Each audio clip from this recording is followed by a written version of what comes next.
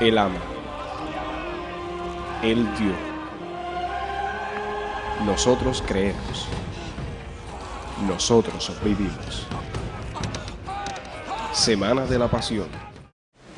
Entonces, en este día, pues, la escuela dominical, yo me imagino que algunos hayan enseñado algo sobre la entrada triunfal y su significado.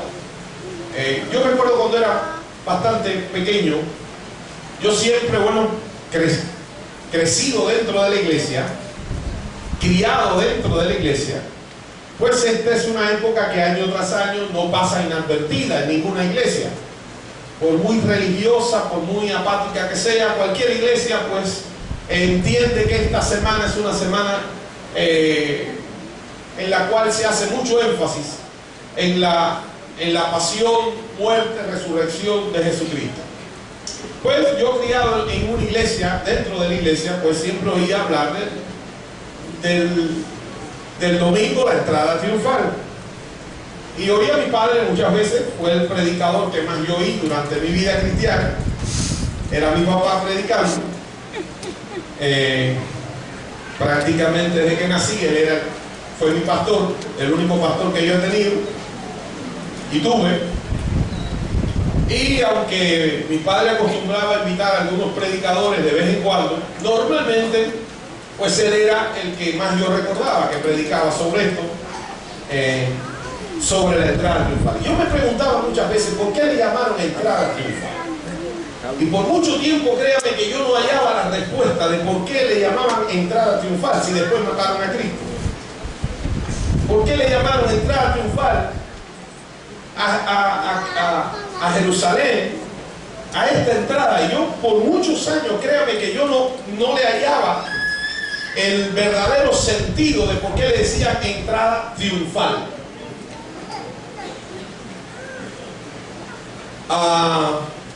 Esa es una gran verdad. Luego con el tiempo me di cuenta cuál era la razón por la cual se le llamaba entrada triunfal. Y yo quisiera en este día pues compartirle algo sobre este tema, porque uno de los grandes valores que tiene esta entrada de Jesús a Jerusalén, que de hecho no fue la primera ni fue la última, porque luego de este día, si usted estudia los 4 evangelios sobre este episodio, usted verá que hay ciertas diferencias entre lo que uno comenta y comenta el otro, porque obviamente al escribir ellos no trataron de hacer una biografía ni trataron de darlo muchas veces los temas cronológicamente. Cuando usted lee el libro de Juan, usted se da cuenta que hay eventos que relata Juan que cronológicamente no están ubicados como están en Lucas y como están en Marcos y como están en Mateo. A veces está antes, a veces está después. Mateo siempre habla de 2, porque Mateo le hablaba a los judíos. Entonces cuando Mateo escribe a los judíos, para los judíos el número 2 es muy importante, porque significa que lo que uno está diciendo tiene testimonio de que es verdad. Así que mientras los demás hablaban, por ejemplo, cuando hablaban del leproso, del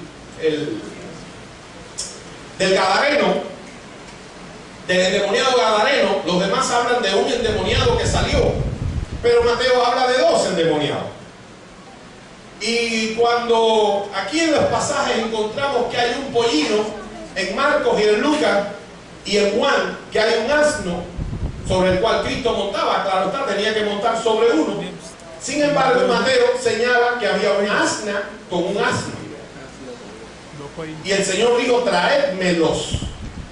Porque él se ciñe a esa mentalidad judía para quien él escribe el Evangelio, sobre la cual era importante esa relación de 2, esa confirmación de 2. Y así vamos a ver, yo pudiera señalar algunos detalles donde Mateo menciona a 2 y los demás mencionan a 1. Y no es una contradicción, de cierto, sino el hecho de que Mateo hace énfasis en que las cosas que Jesús hacía o decía tenían un valor testimonial muy verdadero. Por ejemplo, Mateo usa mucho la expresión de cierto te digo. Él podía haber dicho de cierto digo y ya estaba bien. Pero sin embargo, él decía de cierto os digo. Es decir, había esa manera en que hablaban los judíos, que cuando ellos querían decir o recalcar una verdad importante, ellos repetían la idea. Y eso viene desde la poesía hebrea, viene desde esa mentalidad de cultura donde las cosas se dicen dos veces cuando se quiere recalcar su valor. Su valor. Así que yo les invito, por favor, vamos a ir al libro de Mateo, al Evangelio según San Mateo, capítulo 21, y vamos a leer allí el episodio de la entrada triunfal. Mateo, capítulo 21.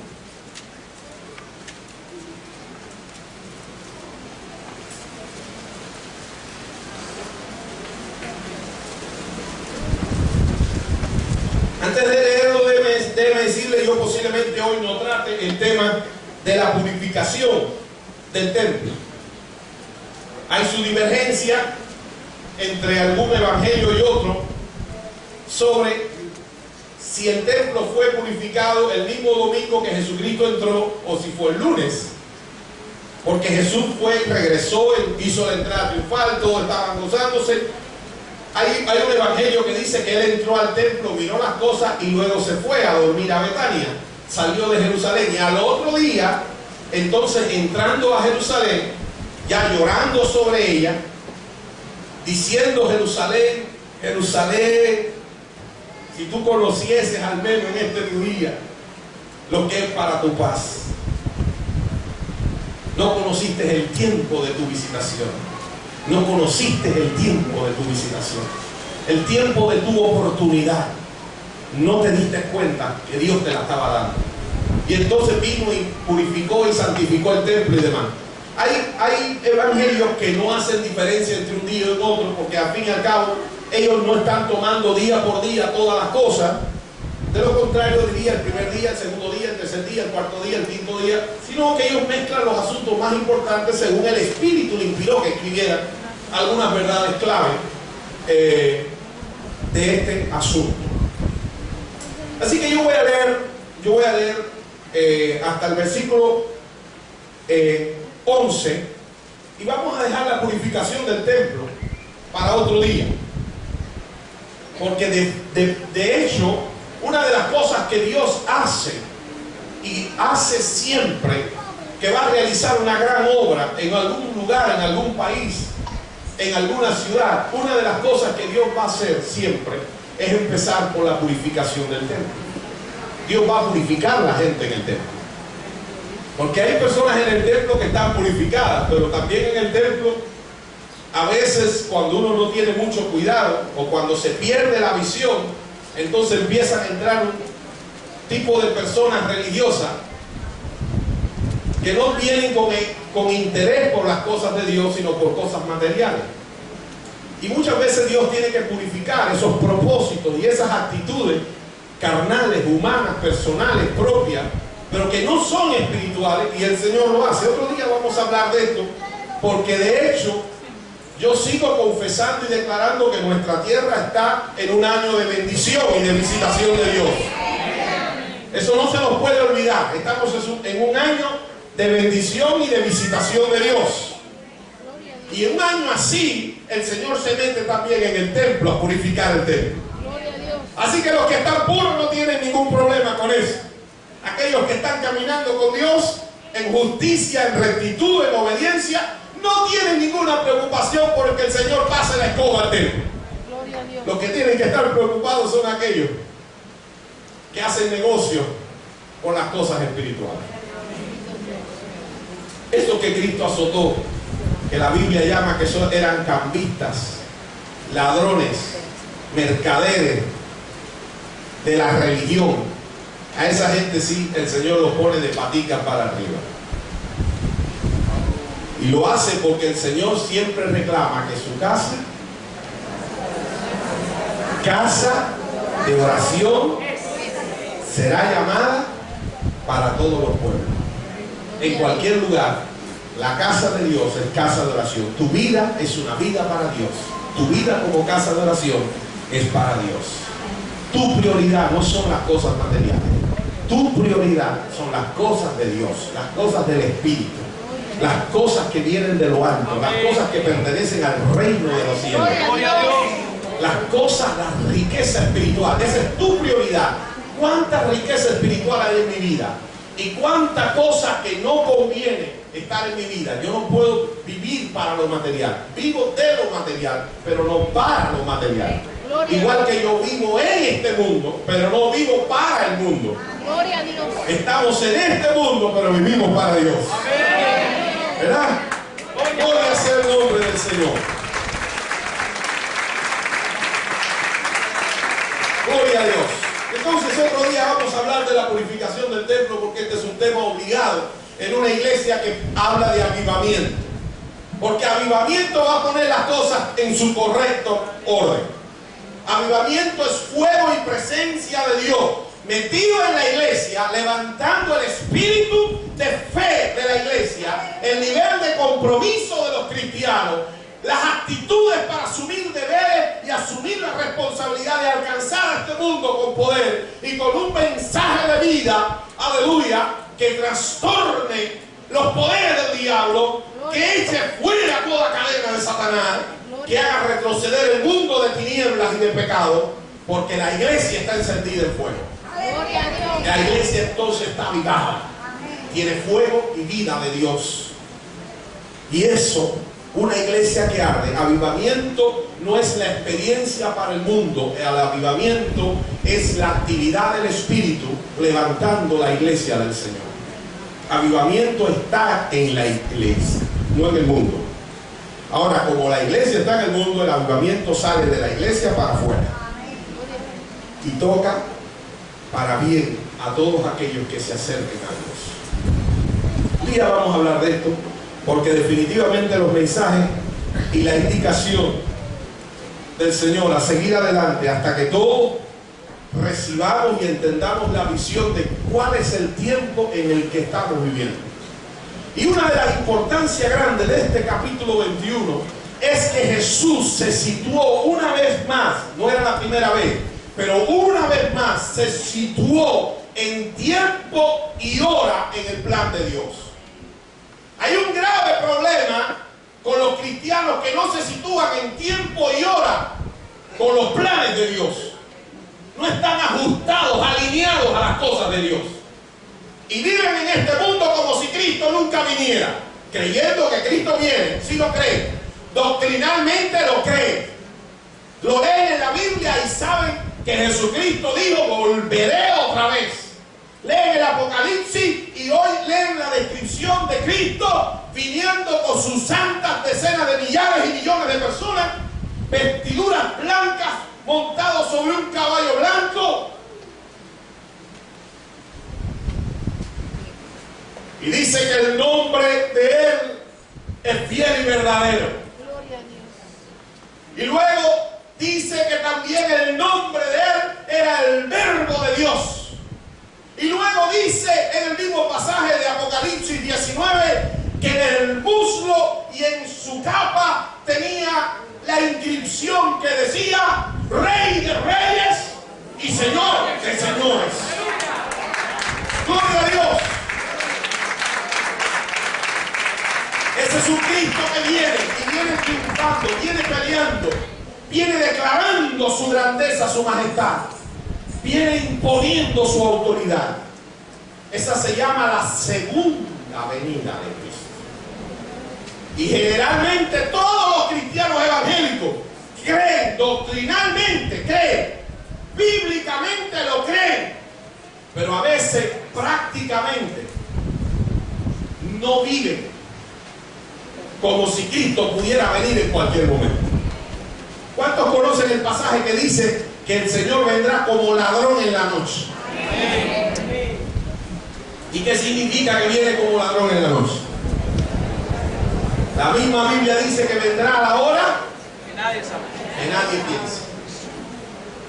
Y sería un error y una gran herejía para cualquier predicador, por famoso e inteligente que sea, ponerle fecha al retorno de Cristo. Nadie sabe ni el día y la hora. Lo que sabemos es más o menos los tiempos. Los tiempos y las sazones. Las señales de los tiempos nos dicen más o menos por qué fecha pudiera ser, en qué época pudiera ser. Pero el día y la hora nadie la sabe. Así que cada cual tiene que estar preparado como aquel siervo que espera que su Señor regrese. Como aquella novia que espera que la trompeta suene anunciando que su novio llega. Ahora bien, tiempo, hora, espacio, Dios nos da para cada cosa. Llegó el tiempo en que Cristo tenía que entrar a Jerusalén una vez más. Repito, no era la primera vez que Jesús entró en Jerusalén. Así que esta entrada triunfal no tiene que ver con la primera vez que entró. Ni tampoco tiene que ver con la última vez que entró, porque el mismo pasaje nos dice que luego de ese día Jesucristo salió de Jerusalén y al otro día volvió a entrar. Una vez que fueron a tomar a Cristo en el huerto de Getsemaní,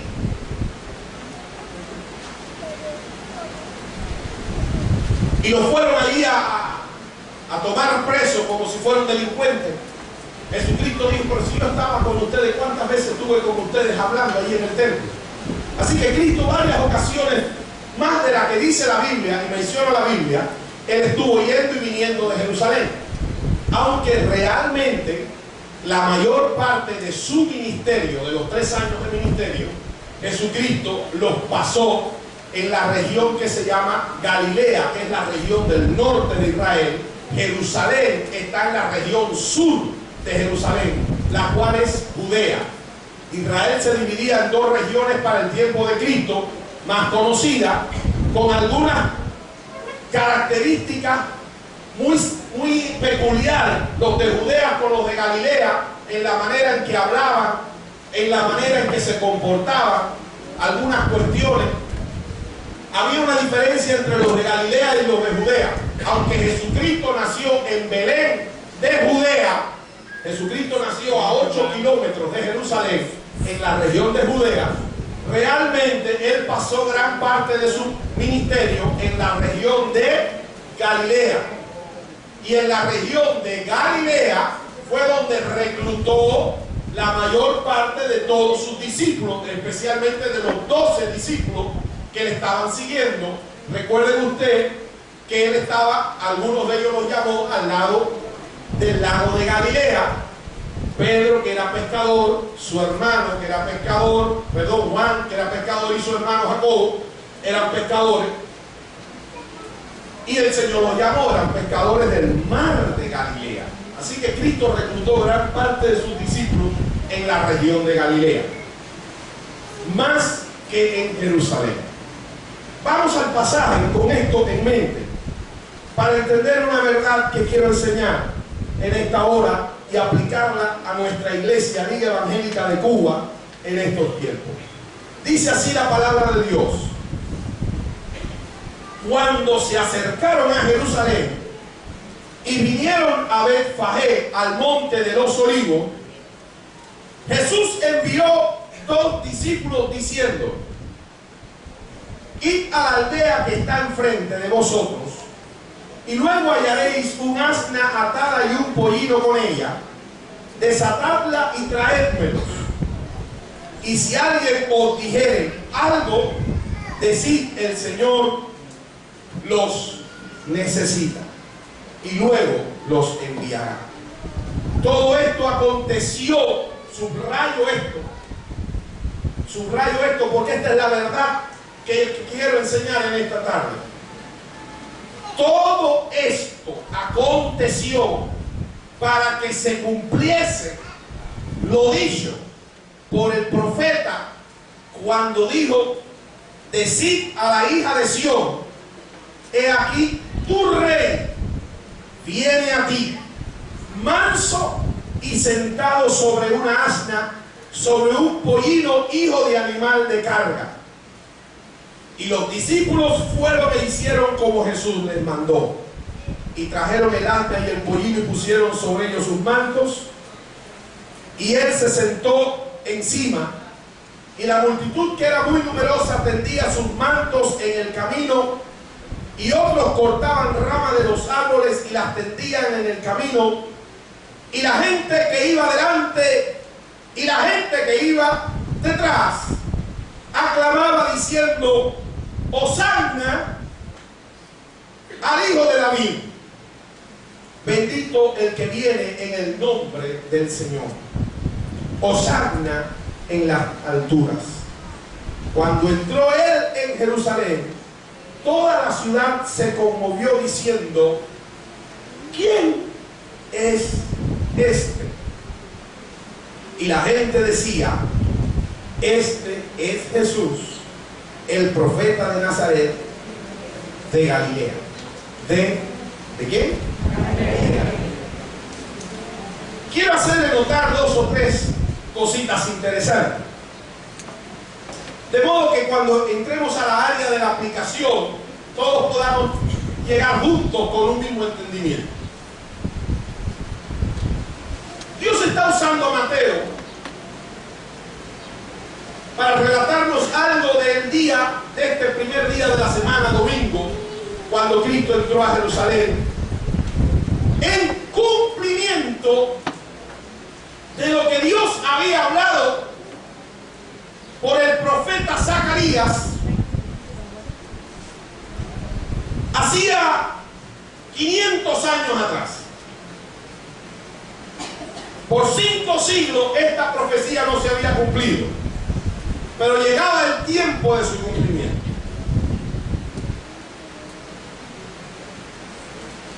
Y el evangelista Mateo, discípulo del Señor,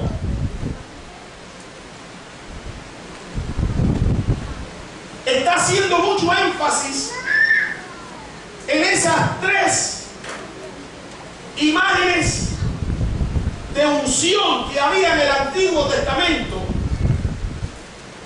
que reposaban ahora sobre una sola persona llamada Cristo. Los que estudiamos la Biblia sabemos que había 3 personas o 3 oficios en el Antiguo Testamento que recibían, para su ejecución, recibían una unción especial. El primer oficio era el de sacerdote. Para ministrar como sumo sacerdote o sacerdote en el templo de Dios, las personas tenían que recibir una unción. Luego, sobre los profetas, había una unción sobre ellos. Una unción que representaba la presencia y el poder del Espíritu de Dios operando en su vida de manera eficaz, permitiéndoles a ellos hablar en nombre de Dios y representar los intereses, los propósitos y la voluntad de Dios al pueblo. Y había un tercer oficio que por algún tiempo fue ministrado bajo la unción. Luego durante el tiempo se fue perdiendo. Pero había una tercera oficio a quien Dios programó que para ejercerlo recibieran una unción, y era el oficio de rey. Nosotros vemos al rey Saúl, por ejemplo, el primer rey que tuvo Israel. Él no solamente fue un escogido de Dios, sino también un ungido de Dios. ¿Ustedes recuerdan varias veces? La gente le conocía no como el rey de Israel, sino también como el ungido de Jehová. Se nos hace más fácil recordar aquellas 2 ocasiones donde este ya rey Saúl, envuelto en un espíritu de celo extraordinario que lo consumía por causa de otro ungido que se llamaba David, uno que llegó a ser ungido por Dios para ser el futuro rey de Israel, porque este rey Saúl había dejado de caminar en obediencia con Dios. en respeto con Dios, en el temor de Dios, estaba empezando a tomar decisiones muy personales, muy carnales, muy ajustadas a su gusto, pero no en obediencia al Señor, y Dios retiró su bendición de Saúl. Así que Dios mandó a ungir a David, aunque era un muchacho, para que en el tiempo correcto David subiera al trono cuando Saúl fuese quitado. Así que Saúl empezó a perseguir a David y quería matarlo. Veía en David un rival de su trono, y él no solamente quería el trono para él, sino también quería el trono cuando él se muriera para su hijo Jonatán. Eso era una decisión de él. Él se había olvidado de que el que lo había puesto en el trono a él era Dios, no era su papá. Pero él ya se creía en el derecho de poner a su hijo en el trono cuando él ni siquiera estaba bien con Dios. Así que nosotros podemos entender muy bien cómo el rey era ungido, porque en 2 ocasiones la Biblia menciona que mientras Saúl perseguía a David para matarlo, en 2 ocasiones diferentes, Dios puso a Saúl al alcance de David con la posibilidad 100% segura de que él lo podía matar. 2 veces lo halló durmiendo y él estaba ahí a punto de darle con la espada un solo golpe y moría. Y aunque le aconsejaron, mátalo, Dios te está dando esta oportunidad, David dijo: líbreme Dios de levantar mi mano. ¿Contra quién? Contra el ungido. Era un rey, pero más que un rey, más que su corona, David estaba mirando lo que había de Dios en él. Era la unción que había sobre su vida. Y aunque esa unción él no la había respetado, no la había valorado, y no estaba caminando bajo la alianza de Dios, aún así David dijo: mi mano no será contra él. Si Dios quiere quitarlo del medio, será Dios. Dios lo puso y Dios lo quita, pero mi mano no se va a levantar contra el ungido de Dios. Esa es una experiencia. Ahora, cuando vemos a Mateo 21, usted dirá: ¿qué tiene que ver esto con Mateo 21? Yo le voy a explicar facilito. En el versículo 5, mira lo que los profetas habían dicho y se estaba cumpliendo en ese día. Decid a la hija de Sión: he aquí quién, tu rey. Tu rey viene a ti. El ungido de Jehová para dirigir el destino de esa nación. El ungido de Dios para guiar al pueblo. El que tiene la autoridad de Dios para dirigir los asuntos del reino de Dios. Tu rey viene a ti. Si usted ve el versículo 11, Mateo menciona esto que en ningún otro evangelio lo menciona, que cuando Cristo entra a Jerusalén, había mucha gente en Jerusalén porque se acercaba la fiesta de la Pascua y venían de todas las regiones y países, venían, y entonces muchos iban a purificarse días antes del día de la Pascua, porque el día de la Pascua tenían que estar purificados para ofrecer una ofrenda sin levadura, una ofrenda agradable a Dios. Y en la Pascua comenzaba 7 días que se llamaba la fiesta de los panes sin levadura, lo cual significaba que era una fiesta en la cual había que entrar purificado. Así que la gente venía unos días antes y empezaban a hacer sacrificios ahí en el templo. Eso es lo que le daba la oportunidad a los cambistas y a los mercaderes para hacer sus grandes negocios. Aquel espíritu religioso que se evocaba en estos días. Pero el evangelista Mateo recoge en el versículo 10 y 11 esta frase que no la recoge otro evangelio, que dice: cuando entró él en Jerusalén, toda la ciudad se conmovió diciendo: ¿quién es este? ¿Quién es este?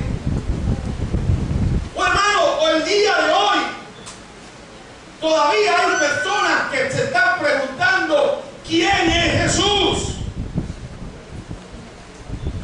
uno pudiera deducir que por las veces que Cristo fue a Jerusalén, por los milagros que Cristo hizo en Jerusalén, por la fama que Jesús tenía en toda Judea y en toda Galilea, era casi imposible que hubiera personas que no conocieran de Jesús. Era casi imposible que la gente no supiera quién era Jesús.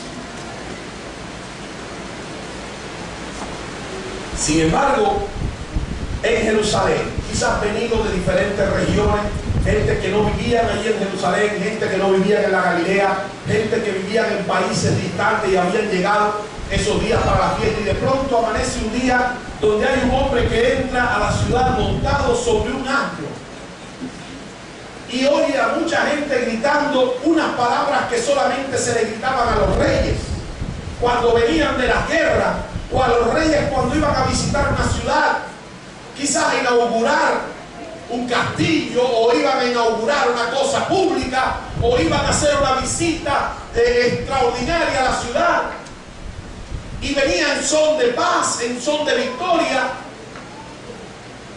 Entonces la gente salía y le hacía vítores y gritaba hosanna, y gritaba viva fulano, viva mengano, viva lo que sé yo, y todavía hasta el día de hoy en muchos lugares, cuando alguien muy famoso llega, se acostumbra hasta el día de hoy que hay gente que lo reciben y gritan viva fulano, viva lo. En aquel entonces igual. Pero viendo a este Jesús, que no traía un ejército, que no traía una corona puesta en la cabeza, que no traía vestiduras reales, que no traía un séquito de esclavos y siervos bien vestidos, viendo a un hombre manso, porque la profecía decía, a ti va a venir el rey, pero va a venir manso y humilde, no va a venir vestido de gala, no va a venir con su pecho al aire, con un estigma de hombre vanidoso que le encanta que le den loores, acostumbrado a los aplausos de las personas. Él va a venir manso y humilde. Él no va a venir con su corona. Normalmente los reyes, cuando entraban a la ciudad, el día antes o ese mismo día, se vestían. Ellos viajaban de un lugar a otro, así que ellos vestían ropas reales, pero no las de lujo. Eran las ropas del camino. Pero media vez que ya iban a entrar a una ciudad, ellos tomaban sus ropas reales, ponían su vestido real, ponían en su cabeza la corona real, tomaban el cetro real. Algunos se ponían parte de su armadura o usaban grandes medallones con las insignias de su gobierno, su propio sello real que cada rey trataba por costumbre cada rey acuñaba sus propias monedas para que durante su reino esa fuera la moneda que todo el mundo usara. Ustedes recuerdan que Israel, por estar bajo el sello romano, una vez le preguntaron a Cristo, ¿es correcto darle tributo al César? Y el Señor dijo, denme acá una moneda. ¿No recuerdan eso? Muéstrenme una moneda. Y cuando le mostraron la moneda, él dijo, ¿de quién es este mare? ¿Y de quién era? Del César. ¿Por qué? Porque en aquel tiempo era el César el que estaba reinando en Roma. Israel era un territorio ocupado, como muchos lugares en Grecia y en todos esos lugares. En el Asia, Grecia, norte del África, todo eso lo habían conquistado los romanos. Y entonces ellos aplicaban un tributo, pero sobre la base de una moneda donde todo el mundo tuviera que reconocer el rostro del César como el rostro del rey que estaba reinando. Pero Cristo no tenía su moneda. Cristo no traía su medallón con su efigie, hecha por los mejores artistas de su época. Él no lo traía así, no traía un cadenón grande. Él no traía una corona puesta en la cabeza. Él no traía los mejores zapatos. ¿Sabe una cosa? Él venía humilde y manso. ¿Quién es este? Él confundió a la gente. Y mucha gente no conocía quién era él. ¿Por qué están haciendo esto? Los fariseos estaban enojados. Otros estaban ignorando lo que estaba pasando. ¿Quién es este? Créame, hermano, hay muchas personas allá afuera que todavía no saben que Jesucristo es el Rey de Reyes y Señor de Señores. Hay muchas personas allá afuera que todavía no saben que Jesucristo es el Salvador, el único y suficiente Salvador de la humanidad. Hay muchas personas allá afuera que no saben que Cristo es el único libertador de cadenas, rompedor de yugos y ataduras, transformador de vidas y familias. Muchos allá afuera no saben que Jesucristo es el único que da vida eterna, que da perdón de pecado. Y oyen hablar de Jesús y ven a los cristianos andar con la Biblia y verán un cartel puesto durante toda esta semana. Estará puesto un cartel allí afuera, hecho aquí en la iglesia: de tal manera amó Dios al mundo que ha enviado a su Hijo unigénito, para que todo aquel que en él cree no se pierda, mas tenga vida eterna. Eso va a estar puesto allí en la fachada de la iglesia en grande. Y mucha gente dirá: ¿quién es este? ¿Quién es este? Mateo es muy enfático en que algunos le respondieron. Miren lo que le respondieron: este es Jesús, el profeta de Nazaret de Galilea. El profeta de Nazaret de Galilea.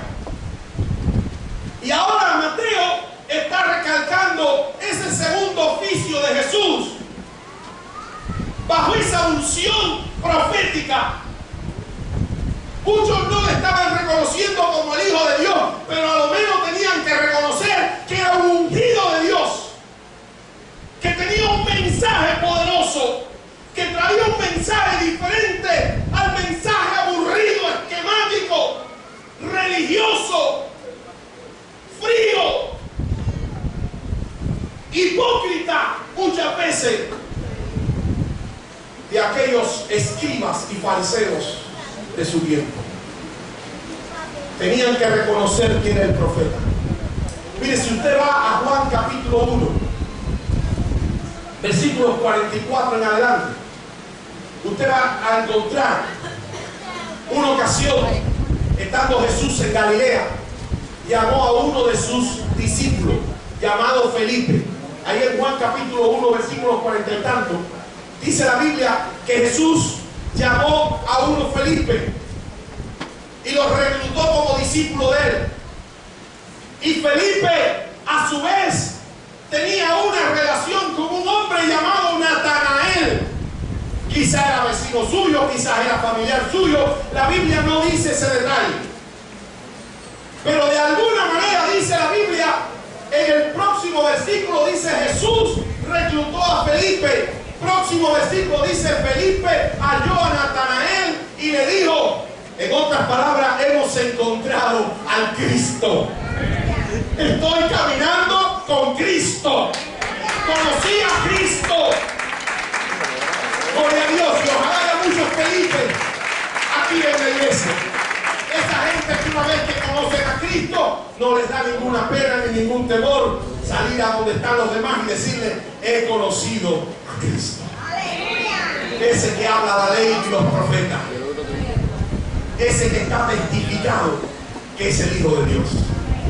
Ahora, escuche bien, en el próximo versículo,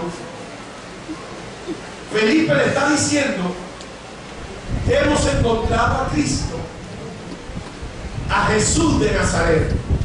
Jesús de Nazaret. Y miren lo que dice Natanael. Y Natanael era un hombre sincero, era un hombre que buscaba la verdad. Natanael no era un incrédulo, ni un burlador, ni nada de eso. Era un hombre tan sincero que él lo que sentía lo decía.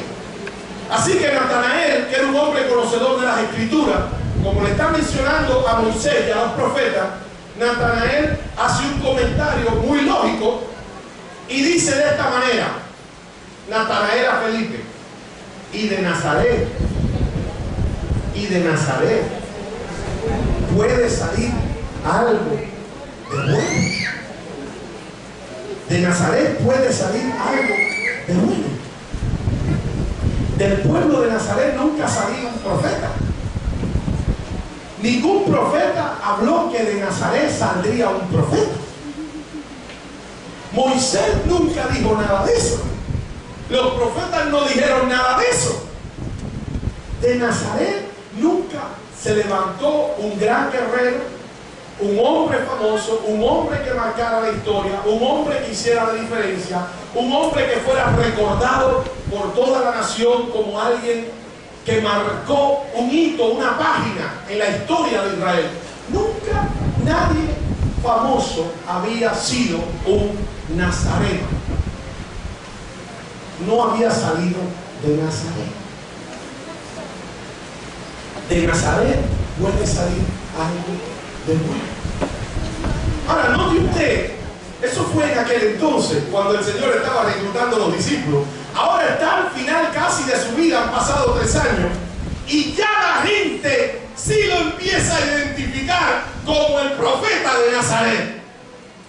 Ya sí, ahora cuando preguntan quién es este, quizás no le reconocían como el Hijo de Dios, pero tenían que reconocer que había una unción profética sobre este hombre que se reconocía era de Nazaret, Jesús de Nazaret. Y la tercera unción que Mateo no la voy a comentar, pero el versículo 12, cuando la Biblia dice en Mateo 21:12, y entró Jesús en el templo de Dios y echó fuera a los que vendían y compraban en el templo y volcó las mesas de los campistas y las sillas de los que vendían palomas, y les dijo: escrito está, mi casa, casa de oración será llamada, mas vosotros la habéis hecho cueva de ladrones.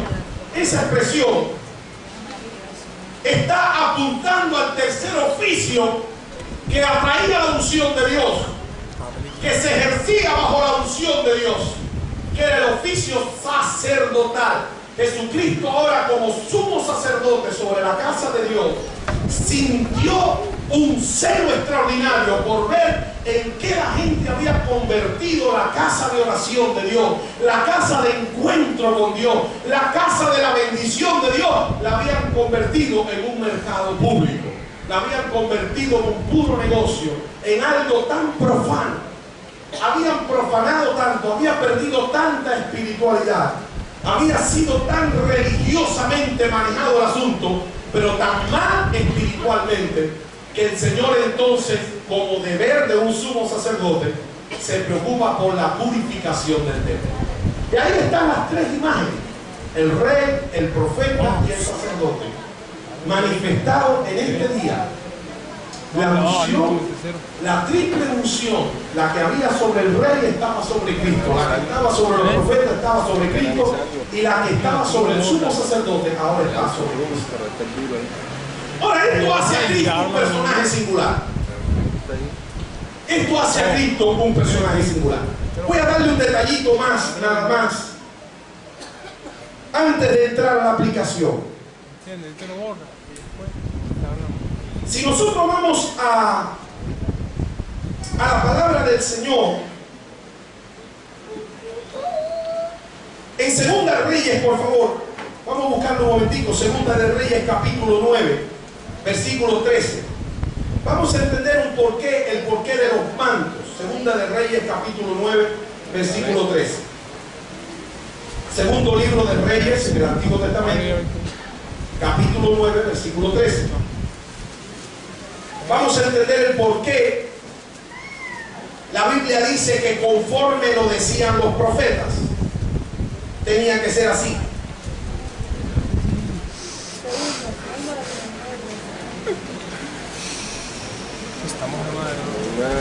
Versículo 12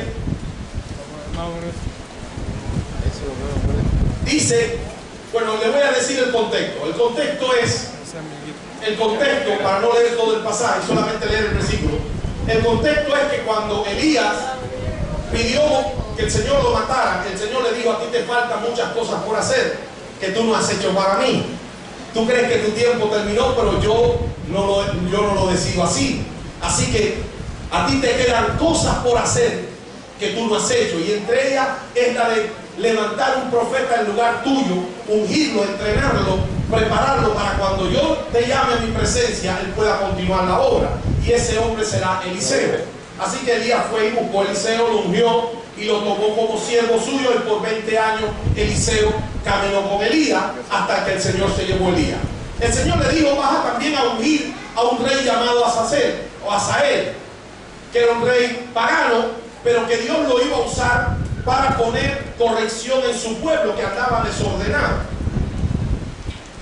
Y también dijo: vas a ungir a otro que va a ser rey, ahora no lo es, que se llama Jehú.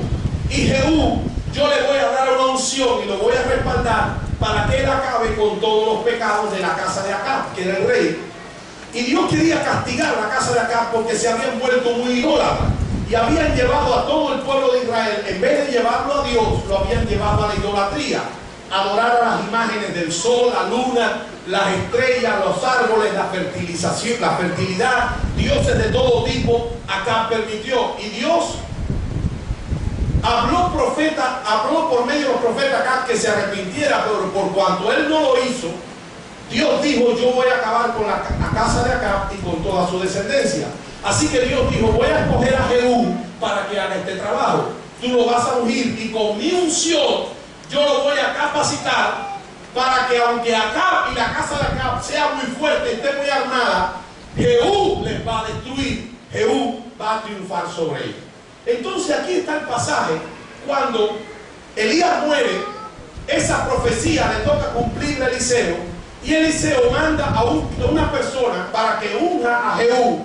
Llegó el momento especial en la vida de Jehú y en la vida de Israel, ese momento histórico en que Jehú necesitaba ser ungido para que se levantara y peleara contra la casa de Acab. Entonces es ahí donde está, en el capítulo 11 de Reyes, 9 de Reyes, donde está que aquel hombre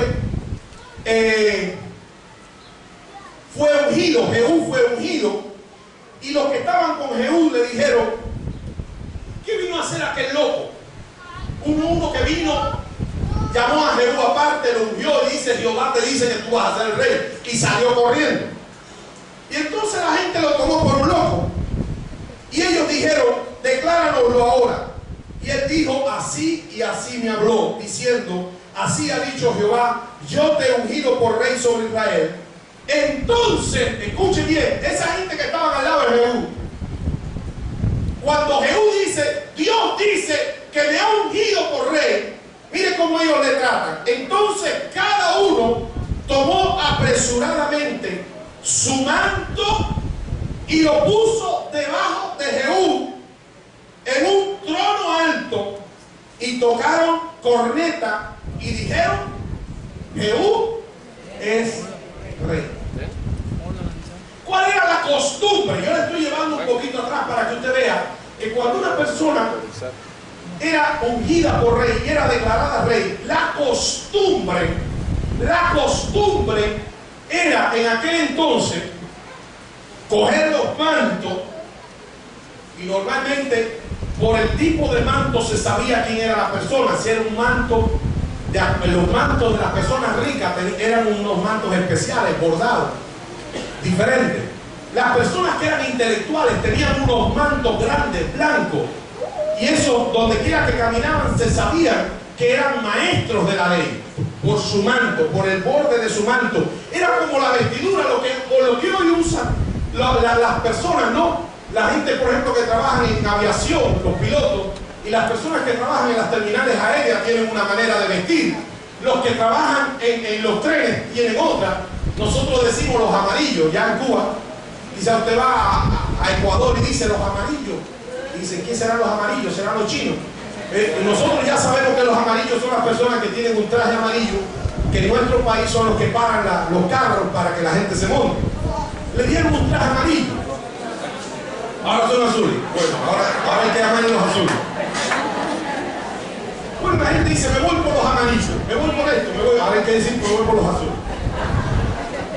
Nosotros sabemos que el ejército tiene un traje verde, sabemos que la marina usa un traje blanco, Sabemos que las personas que están en combate, que son de tropas especiales, usan un traje diferente, veteado así con diferentes colores. Nosotros muchas veces podemos saber a veces algún oficio de las personas por cómo van vestidas. En la antigüedad el manto definía mucho de su oficio. Así que el manto era prácticamente el reflejo de su ocupación y de su dignidad, de su nivel social, de su nivel económico, de todos sus niveles de jerarquía. Los profetas usaban un manto diferente y la gente respetaba el manto de los profetas. ¿Por qué? Porque el profeta, cuando tocaba con su manto las aguas, era como tocar con la autoridad. Esa era su vara de autoridad, esa era su vara de unción. Tocaba las aguas como Elías y las aguas se abrían. Tiró el manto sobre Eliseo y eso significaba: yo pongo un llamamiento sobre ti, una unción sobre ti para que sigas y te levantes como profeta. Cuando Elías fue levantado arriba, lo que quedó en tierra fue su manto, y Eliseo tomó el manto de Elías, y cuando tomó el manto dijo: ¿dónde está el Dios de Elías? Su manto representaba su personalidad, quién era en la sociedad, a qué se dedicaba, cuál era su rango social, cuál era su nivel económico o intelectual. Así que cuando la gente se quitaba el manto y lo ponían para que el rey se sentara o caminara por encima de eso, estaban haciendo una señal de reconocimiento de su autoridad. Eso fue lo que pasó con Jehú.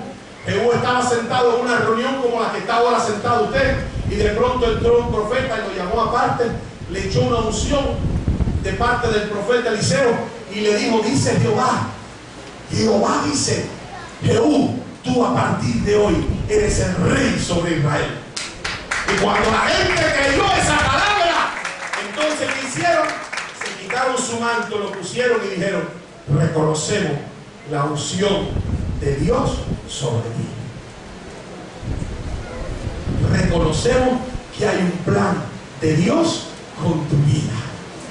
Y yo voy a colaborar. Yo me quito el manto, yo lo pongo. Es igual. Mire, ¿qué hacían los reyes cuando iban a la guerra y ganaban? ¿Saben lo que hacían? Muchas veces no mataban a todos los grandes. Ellos, más que matar a los enemigos, ¿saben lo que ellos le hacían? Los humillaban. Entonces, ¿qué hacían? Ponían a los grandes del palacio, a los generales y a los capitanes y a los diplomáticos y a todo el séquito que estaba alrededor del rey, que ahora estaba derrotado, lo ponían en el piso y el rey caminaba por encima de ellos, a la vista de todo el pueblo.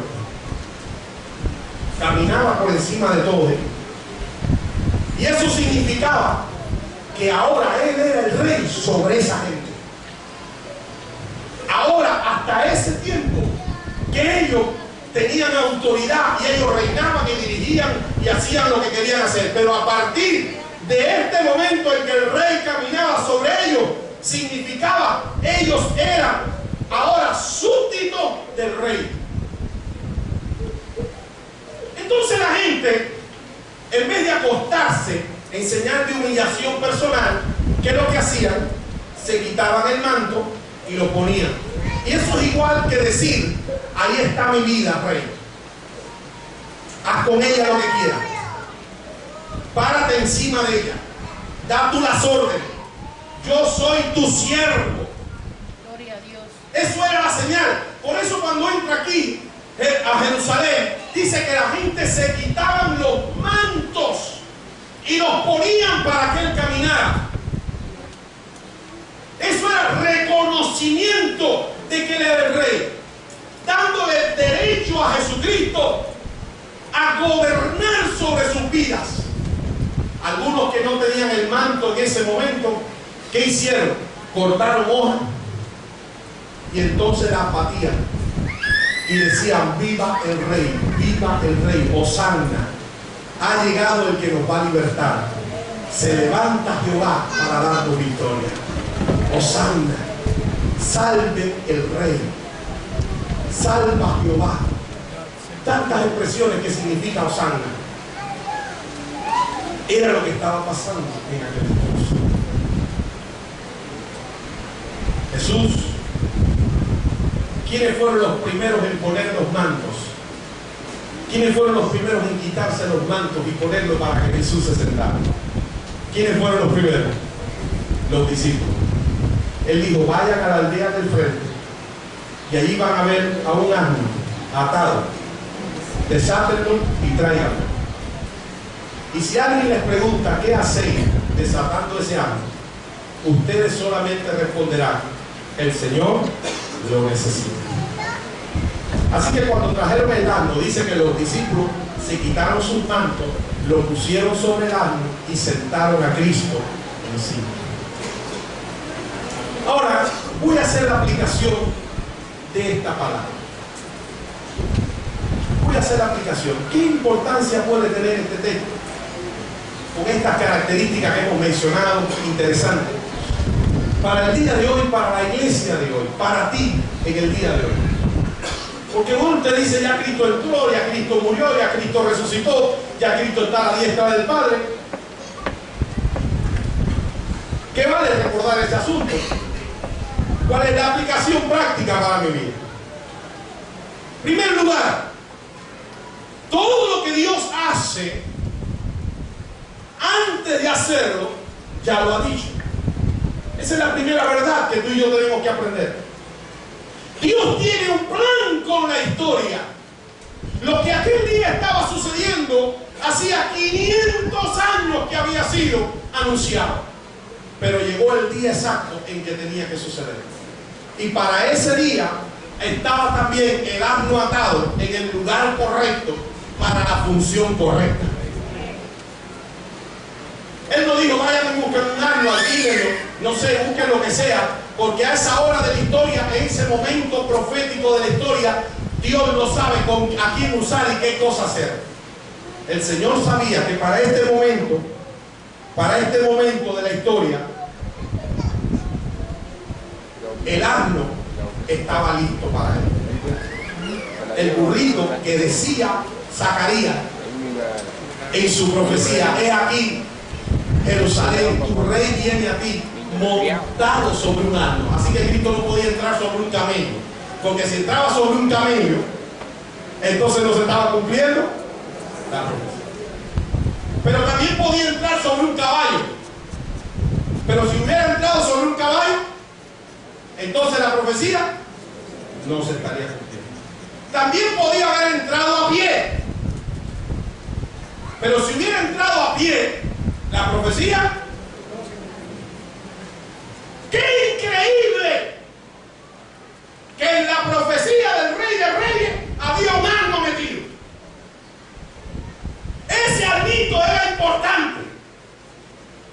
Fíjense que no fue un caballo. Y había caballos en su época, claro que está. Había caballos. Y se usaban los caballos. Y se usaban los camellos. Pero la profecía decía que iba a ser sobre un asno. Así que cuando Cristo va y está, como yo decía, en tiempo y forma, cuando usted quiere estar en tiempo y forma con lo que Dios quiere hacer en tu vida, tú te ocupas hasta de cumplir los detalles. Y bendito a aquellos cristianos que les interesan los detalles también.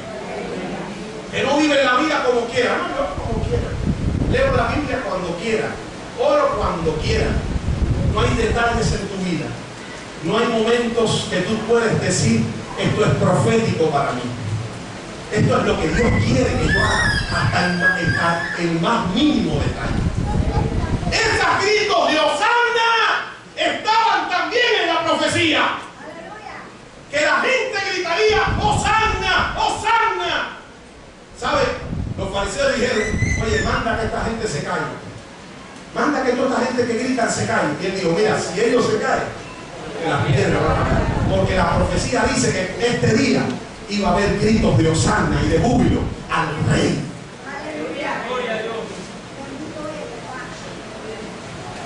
Y si los que tienen que gritar Hosanna no gritan y cumplen la palabra profética, Dios hará que las piedras hablen. Pero la profecía se va a cumplir.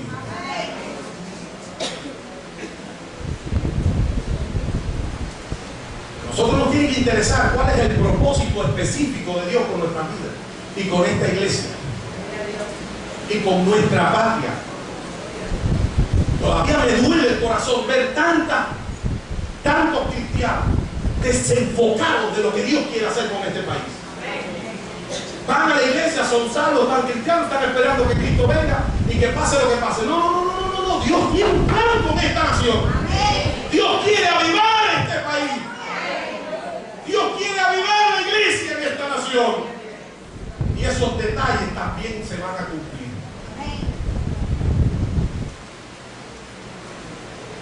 Si la profecía da lo mismo que sea un caballo, da lo mismo que sea pie, da lo mismo que sea un camello. No. Si la profecía dice que es un asno, tiene que ser un asno. Mire, Dios a través de la historia ha llamado personas que nunca se sintieron aptas para ser usadas por Dios. Cuando Dios llamó a Moisés, Moisés dijo: 80 años tengo, padre. 80 años. Y ahora tú me mandas a Egipto, de donde yo salí bien. Y además yo ya estoy tartamudo, ya yo no hablo bien. Jeremías dijo, el profeta Jeremías dijo: yo soy un niño, yo no sirvo para esa tarea, yo soy un...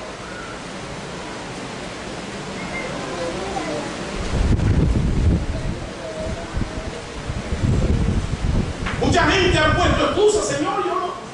Pero Dios dice: si es un asno, yo uso un asno y cumplo la profecía. Lo que Dios ha prometido y ha profetizado se va a cumplir hasta en sus detalles. En sus detalles. ¿Qué decía la profecía? ¿Qué decía la profecía?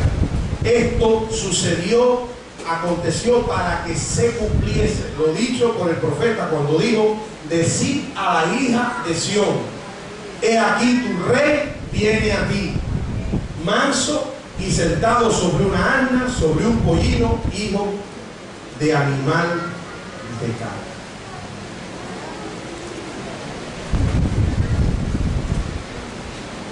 Ahora yo quiero decirte una cosa.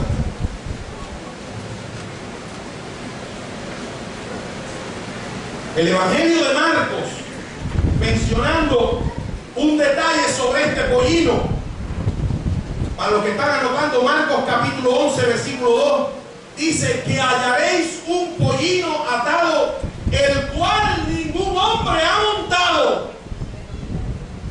Este era un pollino que no había sido domesticado. Todos los que son del campo o somos del campo sabemos que un caballo o un burro o lo que sea, si usted primero no lo doma, hay que saber cómo domarlo. No cualquiera se sube en un caballo que nunca ha sido montado por nadie, o un pollino que nunca ha sido. Yo recuerdo en una ocasión que estuve en Oriente, ver a un caballo que le quisieron enseñar a dar un coche para la ciudad, y le pusieron las barras del coche y le ponían el coche y el caballo se echaba en el piso. Y le daban golpes y lo lograban parar y le ponían, y el caballo le tiraba patadas al carretón. Y era una lucha terrible, llevaban como 2 o 3 días, pero ellos decían: nosotros no podemos dejar de hacerlo porque este caballo no puede ser más fuerte que nosotros. Y así que estaban ahí con el caballo a golpe limpio, y hasta el otro día volvían hasta que el caballo aprendió que tenía que dar el coche. Pero muchas veces al animal es difícil la primera vez que se le van a montar a alguien arriba. Y Marcos aclara bien que este pollino ningún hombre lo había montado. Si estaría cerrero. Pero como dice la profecía que iba a entrar, manso. No iba a entrar cerrero, iba a entrar. Ahora, ningún pollino que nunca ha sido montado, la primera vez que se monta es manso. Ninguno. Pero la profecía decía que iba a entrar manso. El pollino y el rey del pollino.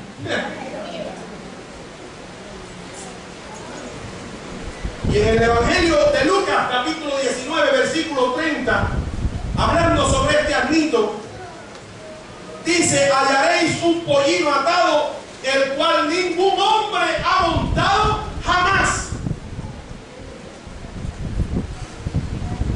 Ningún hombre lo ha montado. Pero ahora Cristo quería montar ese pollino que nadie había montado, para que se cumpliese lo dicho por el profeta. ¿Cómo concluiría yo esta parte con una verdad práctica? Hermanos, lo que Dios quiere hacer en nuestro tiempo, en el día de hoy, lo quiere hacer con nuestras vidas, en nuestras vidas. En nuestras vidas. Mucho de lo que Dios va a hacer sobre la vida de nosotros. Lo que Dios quiere hacer en esta ciudad, lo quiere hacer a través de nosotros. Dios pudiera hacerlo solo. Cristo podía haber entrado, como tantas veces entró a Jerusalén, de pie, a pie. No había problema en entrar a pie. Él seguía siendo el rey, entrar a pie o no entrar a pie. Pero la profecía no se hubiera cumplido. Para que la profecía se cumpliera, él tenía que entrar sobre un pie.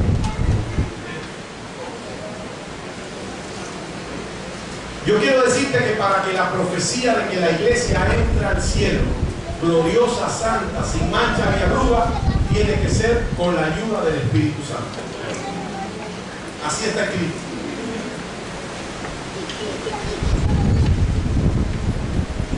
Y no va a ser de otra manera.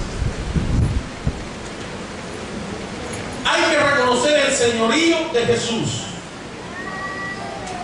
para entrar en la parte profética de Dios. Hay que reconocer el señorío de Jesús. Yo siempre me he gobernado a mí mismo. Yo siempre me he mandado a mí mismo. Ok. Para que Cristo haga algo en ti que valga la pena y se cumpla todo lo profético que Dios quiere hacer en tu vida, tú necesitas que Cristo se suba sobre tu vida. Y que Él se siente sobre tu vida como rey. Porque el que estaba sentado arriba de aquel pollino era el rey.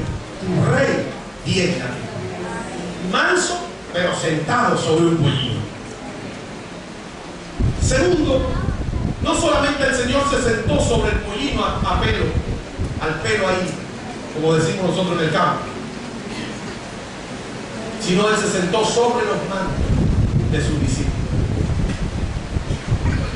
Y el manto significaba su dignidad, su autoridad, su nivel social, su nivel económico, todo lo que representaba su identidad social y su función social estaba dignificado en ese manto. ¿Sabe una cosa? Cristo tiene que sentarse sobre el pollino y también sobre ese manto, sobre lo que es tu dignidad, tu personalidad. Si eres muy alto a la luz de los hombres, si has alcanzado niveles de conocimiento extraordinarios, yo quiero decirte, nada es superior a conocer a Cristo. Todo ese conocimiento no te va a llevar al cielo. Todo ese conocimiento puede ser útil si tú dejas que Cristo se siente sobre él. Si tú tienes mucha economía y tienes mucho dinero y puedes comprar lo que tú quieras, eso te va a dar mucha ganancia y te va a reportar mucho confort en tu vida. Pero quiero decirte, nada de tu dinero va a ser tan útil como cuando Cristo está sentado sobre tu dinero. Porque las cosas que hacemos en Cristo son las únicas que tendrán valor eterno. Este burrito entró a la historia. ¿Quién le iba a decir al burrito que iba a entrar a la historia? ¿Quién le iba a decir a aquel burrito que nadie había domesticado, que nadie había montado, que su estreno sería un estreno de lujo? Iba a ser el asiento de un rey y del mejor de los reyes, del Rey de Reyes y Señor de Señores. ¿Quién le iba a decir al burrito que su primera vez que iba a ir a Jerusalén iba a caminar sobre los mantos que la gente tiraba en el piso? ¿Quién le iba a decir a aquel burrito que ese día iba a ser declarado por la historia como el día de la entrada triunfal de Jesús a Jerusalén. Y él quedaría plasmado no solamente en la profecía de Zacarías hace 500 años, sino en la historia de todos los tiempos, por su participación en la palabra y en el tiempo profético por parte de Jesús. ¿Quién se lo iba a decir a aquel burrito? Que iba a ser un burrito que haría historia.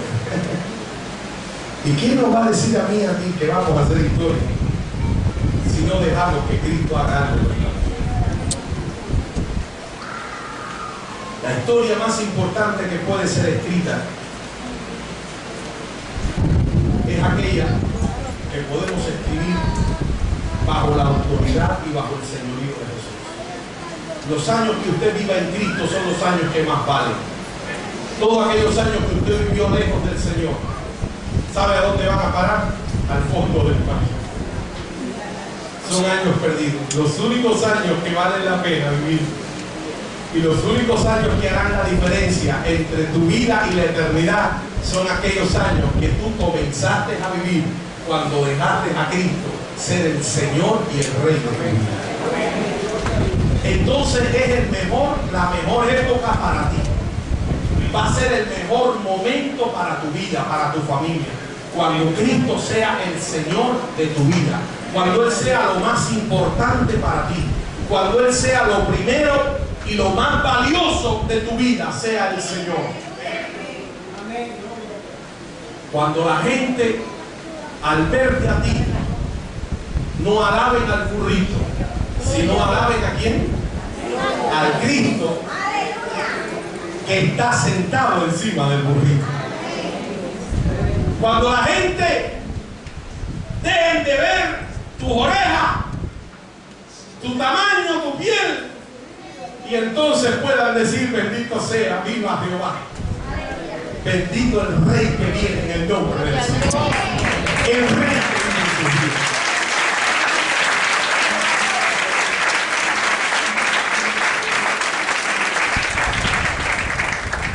Dios quiere cumplir su profecía sobre tu vida. Así como había una palabra profética para Sión, hija de Sión, alégrate, hija de Sión. Estás en la historia, hija de Sión. Zacarías 500 años antes, Dios le mostró esta visión. Hija de Sión, alégrate, tu rey viene a ti. Hoy el Señor nos está mandando a decirle a Cuba con más fuerza y más énfasis: alégrate, Cuba. El Espíritu Santo está viniendo sobre ti de una manera poderosa para establecer el reinado de Cristo sobre esta nación. Cuba,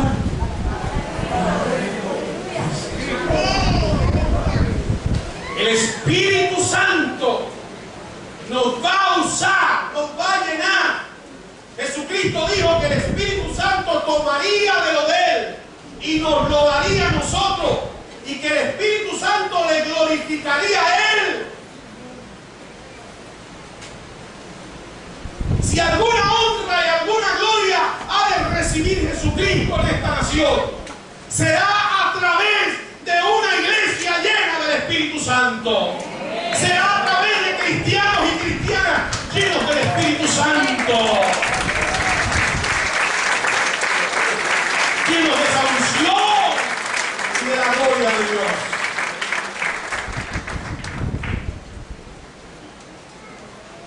Si Cristo ha de ser conocido,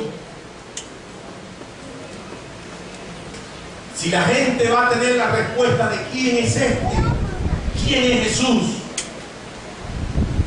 tantos cubanos que no saben quién es Cristo y otros que tienen de Cristo una opinión diferente a la que realmente es Jesús,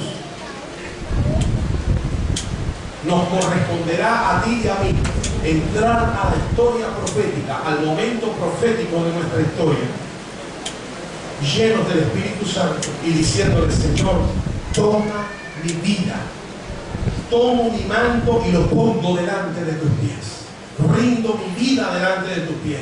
Ven y súbete sobre mí, ven y gobierna sobre mi vida, guíame, Señor. Que la gente te vea a ti en mi vida. Que la gente cuando mire a la iglesia vea a Cristo en la iglesia. Vea el poder de Dios en la iglesia. Vea el fuego de Dios en la iglesia. Vea la vida de Cristo en la iglesia. Vea la imagen de Cristo en la iglesia. Todo eso es labor del Espíritu Santo. Por eso cuando decimos los cristianos llenos del Espíritu Santo, es que cuando el Espíritu Santo viene y te unge y te enciende en fuego, el Espíritu Santo trae toda la riqueza de Cristo y te la pone a ti. Y la gente lo que va a ver no es al Espíritu Santo en ti, va a ver a Cristo en ti. Ellos sabrán que es una obra del Espíritu Santo, pero es para reflejar a Cristo. Para reflejar a Cristo.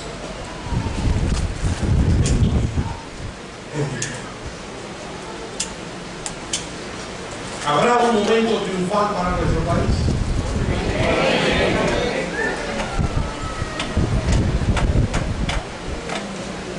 ¿No será acaso que estamos viviendo un momento como aquella Jerusalén estaba viviendo y tristemente algunos alabaron, otros protestaron, a otros hubo que echarlos del templo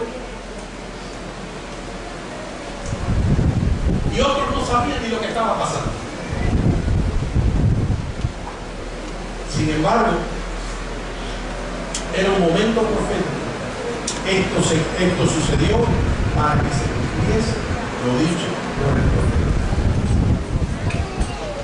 Ahora, hay cosas que Dios quiere hacer en este año, iglesia amada, los que están arriba, los que están abajo.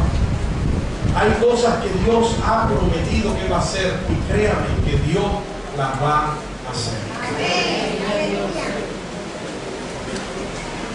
Créame que Dios las va a hacer. Créame que ya Dios empezó a hacer.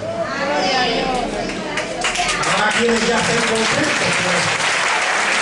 Habrá quienes ya empiecen a ver que eso está sucediendo. Te voy a contar un pequeño testimonio. Recientemente estuvimos en Las Tunas y en otros lugares del país. Estuvimos ministrándole a pastores, evangelistas y demás.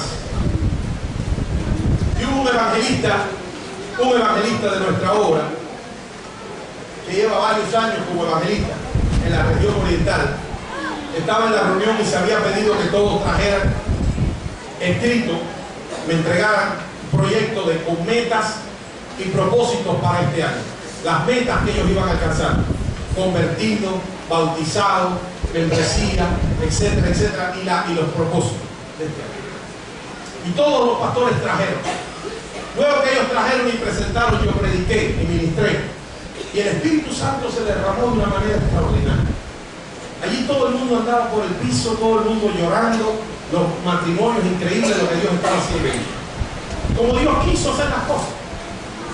Nada forzado. Lo que Dios quiso hacer con cada uno, y a cada uno le dio su aplicación. Según el hambre espiritual que cada cual tiene, según la fe que cada cual puede decir: Señor, esto es mío. Esta palabra es para mí. Gloria a Dios. Esta bendición es mía. Entonces este evangelista había traído su hoja de cuántas personas él calculaba que por mes, dando él varias campañas, se iban a convertir. Esa era su petición de oración: Señor, yo quiero que se conviertan en este mes tanto, en el otro mes tanto, en el otro mes tanto. Y él puso las metas que él creía posibles y alcanzables, de acuerdo a quizás al ritmo que estaba llevando anteriormente. Quizás tomó como referencia los resultados del año anterior. Y como él había visto cuántos se habían convertido en el año anterior, quizás tomó como referencia el pasado y dijo: bueno, si el año anterior se convirtieron en un promedio de tantas personas por mes, pues bueno, yo voy a poner un poquitico más para que el Señor me use un poquito más. Y calculó y puso promedios de personas por mes hasta diciembre. Así que él estaba, todos los pastores entregaron su reporte y él no lo entregó, él se quedó con él en la mano. Después que yo prediqué y ministré, él fue la última persona que yo ministré. Primeramente yo le pedí a él que me ayudara sosteniendo a las personas que se caían, los esposos de las pastoras, los esposos, etc. Era increíble lo que el Señor estaba haciendo allí. Maravilloso, llorando y quebrantado y haciendo votos con el Señor. Y Dios dándole palabra a cada ministerio específica, palabras proféticas sobre áreas en las que tenía que levantarse y en las que Dios quería usar. Así que, como Él me estuvo ayudando, Él fue el último. Cuando yo terminé con todo, le tocaba a Él. Y cuando ponemos las manos y lo ungimos, Dios me da una palabra para su vida. Y ahí yo empiezo a dar la palabra. Palabra que ya Dios le había dado. Yo no estaba inventando nada, no estaba improvisando nada, no estaba diciéndole nada nuevo a su vida. Sencillamente le estaba confirmando cosas que Dios le había estado diciendo. Porque a veces Dios nos dice las cosas, pero como que no las entendemos. Como que nos parece que no se van a cumplir ahora, que no es este año, que no es este mes, que quizás no sepan. Cuando nieve, cuando Cuba nieve, cuando yo vea que caiga nieve del cielo en Cuba, entonces yo creeré. Vale, hay gente que estaba esperando una cosa así.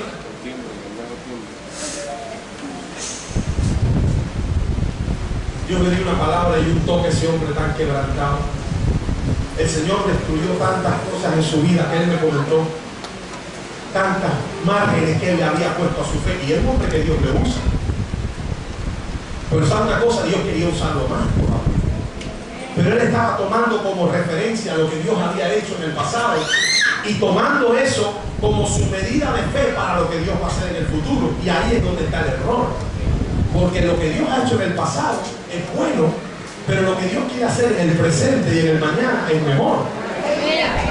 Tú no puedes decir lo que Dios hizo en el pasado lo va a hacer en el futuro, porque lo que Dios tiene planeado para ti es mucho más de lo que ha pasado en el pasado. Iglesia, tengo que despertar a esto. Y la mañana, donde las cosas de Dios son más fuertes, la gloria de Dios es más real en nuestra vida.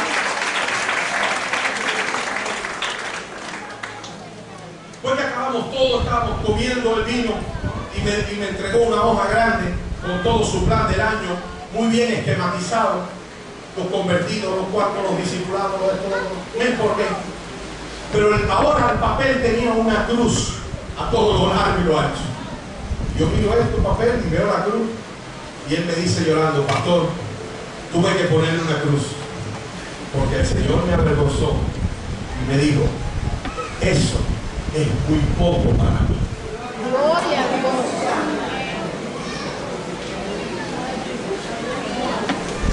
2 semanas después de nosotros haber ido a las dunas, 2 semanas. Mire, escuchen, el papel que me entregaba era hasta diciembre 31. 2 semanas después de haber creído y recibido esa unción que rompe barreras, que rompe moldes, que rompe esquemas. El pueblo de Jerusalén siempre veía entrar a un rey con trono y el vestido en un... Ese día estaba entrando el rey más grande de todos los reyes, pero sin la corona humana, sin el vestido elegante que ellos acostumbraban. Muchas veces nuestras referencias del pasado bloquean las bendiciones del futuro, las bloquean. Y si hay un bloqueo que hay que pedir que se caiga, es el bloqueo espiritual que hay en la vida de la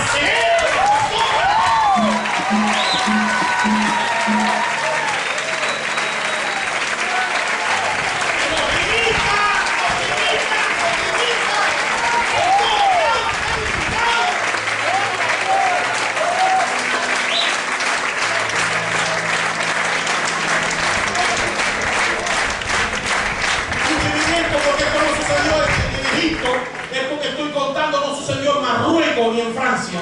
Esto sucedió aquí, está sucediendo aquí ahora, hace apenas un par de meses, un mes. 2 semanas después, ¿cuál es la noticia? Este hermano, se le han convertido tantas personas como las que él había planificado en todo el año. Gloria a Dios.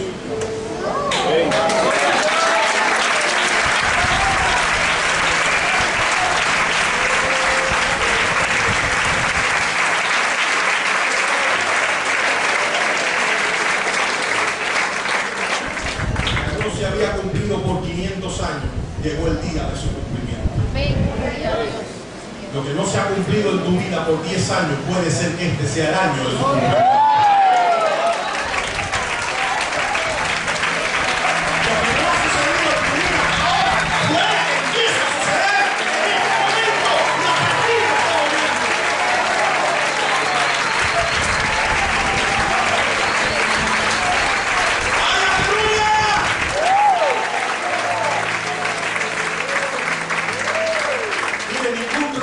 Ningún rey en la historia se ha montado en un asno que nunca ha sido montado. Gloria a Dios. Usted se imagina el riesgo que corre el rey de una nación en montarse en un animal que nunca se ha montado, y si se cae se desnuda. El país se queda sin rey. El famoso artista que hacía de Superman, un día montando a caballo. ¿Cuántas películas de Superman? Volando, haciendo, deteniendo, moviendo aviones, aguantando. Un día montando a caballo de verdad, se cayó. Paralítico, cuadripléjico hasta el día de su muerte. Sus millones no lo hicieron nada. Las personas, los reyes nunca se montan en un caballo o en un asno que nunca se ha montado, porque es mucho riesgo. Y si lo matan, y si lo patean, y si lo tiran, y si lo lanzan delante de todo el mundo, se cae un rey de un caballo. Eso pasa de historia. No como el día de la entrada triunfal, sino como el día que Cristo se cayó del caballo. Hubiera pasado la historia. La famosa frase cubana de la mula que cuajenaron. Y ha quedado en la historia. La mula que cuajenaron. Y ahora aquí había un asno que nunca nadie había montado. Jamás un rey se monta sobre un caballo. Otros lo doman y luego se lo regalan al rey domadito. Tranquilito, el rey lo monta sin riesgo. Sin embargo, Jesús hizo lo que ningún rey en la historia se atrevería a hacer. Ese animal que nadie ha montado, tráemelo acá y yo lo voy a montar. Y voy a entrar mansito. Mire, un animal que no ha sido montado, usted no le puede hacer así adelante, porque se asusta. Yo he montado caballo y hacen así, imagínense entrar en una ciudad, todo el mundo gritando y con las palmas, y con las palmas. Eso era para espantar a cualquier animal, al más domesticado. Sin embargo, aquel que nunca había sido montado, que nunca había entrado en una entrada triunfal, que nunca había pasado por una procesión, que nunca había estado en un carnaval como el que se armó allí, Gloria a Dios. que nunca había oído tanta gritería, que el dueño vivía en una aldea que estaba frente a Belén, no vivía en Jerusalén. Ese asnito entró mansito, acorde a la profecía. Hermano amado, hermana amada, Dios quiere cumplir sus propósitos. Lo cumplió en ese asno. Ese asno cumplió el propósito de Dios. Nunca nadie lo había montado. Estaba reservado para el uso del rey. El estreno real. Dios quiere moverse en esta ciudad a través de ti y a través de mí. Y lo quiere hacer con poder. Lo que nunca ha sucedido en la historia puede empezar a suceder. Les confieso que no ha habido un rey a través de la historia que haya pasado la historia como un domesticador de asnos. El único se llama Jesucristo. Hay cosas que nunca han sucedido en la historia, pero que Dios quiere hacerlo contigo. Y quiere hacerlo con esta iglesia, con esta congregación.